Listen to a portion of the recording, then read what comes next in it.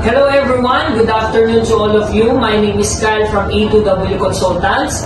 So andito na naman po tayo para i-congratulate yung ating isa sa ating mga kabayan na nakakuha ng approved visa sa Poland at magtatrabaho siya sa company or sa factory na car parts. So Sir IT, ito po. Ayan. So, kamusta po ba sir yung iyong naging experience with us sa amin sa A2W? Super bilis po sa A2W yung process. Actually, after 2 months, I got the work permit. Tuloy-tuloy na rin po yun, sir.